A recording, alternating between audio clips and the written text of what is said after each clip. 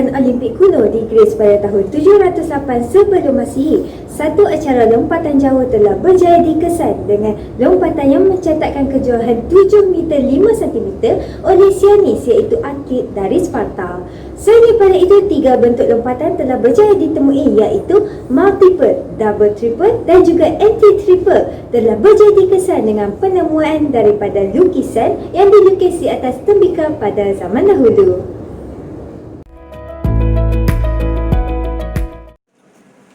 Seterusnya, pemanasan badan dan regangan. Tujuan aktiviti memanaskan badan adalah untuk pertama, meningkatkan suhu badan, yang kedua, merangsang aktiviti sistem saraf pusat, yang ketiga, mengurangkan risiko kecederaan, yang keempat, meningkatkan tahap motivasi dan persediaan psikologi. Seterusnya, panduan untuk melakukan aktiviti gerak kendur. Yang pertama, selepas melakukan aktiviti berintensiti tinggi, jangan terus berhenti secara tiba-tiba, kerana ini akan menyebabkan pengumpulan darah di vena pada kaki dan tangan serta mengganggu peredaran darah ke jantung, otak dan otot. Oleh itu, pergerakan perlahan selama 5 hingga 10 minit boleh membantu untuk menggalakkan peredaran darah. Kemudian diikuti dengan senaman regangan statik.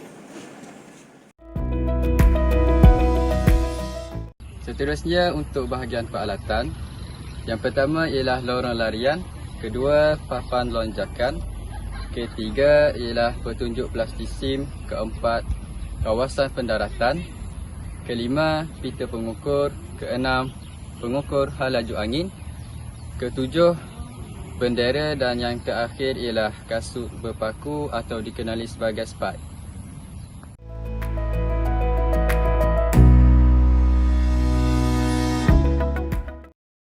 Salam sejahtera. Saya akan menerangkan fasa larian landas atau penunjuan. Pertama, lari pecut dengan kelajuan maksimum yang terkawal. Lari 21 hingga 23 langkah atau jarak 35 hingga 45 meter.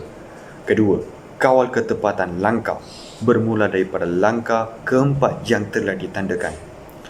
Ketiga, panjangkan beberapa langkah terakhir supaya kedudukan badan menjadi rendah untuk mengatasi halangan graviti. Terima kasih. Fasa lonjakan adalah fasa di mana atlet melonjakkan dirinya dari lantai. Dalam fasa ini, atlet perlulah memaksimumkan hal laju menegak dan minimumkan kehilangan hal laju mendatar. Lonjakan dilakukan dengan masa paling minimal dan kaki lonjakan dibengkokkan seberapa minimum. Fasa ketiga adalah fasa penerbangan atau layangan. Ciri-cirinya adalah kaki bebas berada dalam posisi lonjakan, postur kekal berada dalam kedudukan menegak, kaki lonjakan sentiasa dibengkokkan dan dibawa ke depan dan atas ketika hampir pada pengakhiran fasa layangan. Kedua-dua belah kaki ekstensi ke depan untuk pendaratan. Jenis-jenis gaya layangan adalah gaya gantung, gaya layar, dan gaya kayu. Pada hari ini, saya ingin menerangkan 4 fasa pendaratan untuk memaksimalkan jarak pendaratan bagi acara lompat jauh. Yang pertama, peserta perlu memastikan kaki mereka lurus sepenuhnya. Yang kedua, badan peserta perlu bengkok ke hadapan. Dan yang ketiga, tangan peserta perlu dibawa ke belakang badan. Yang terakhir ialah pinggul peserta perlu ditolak ke hadapan supaya dekat ke arah pendaratan.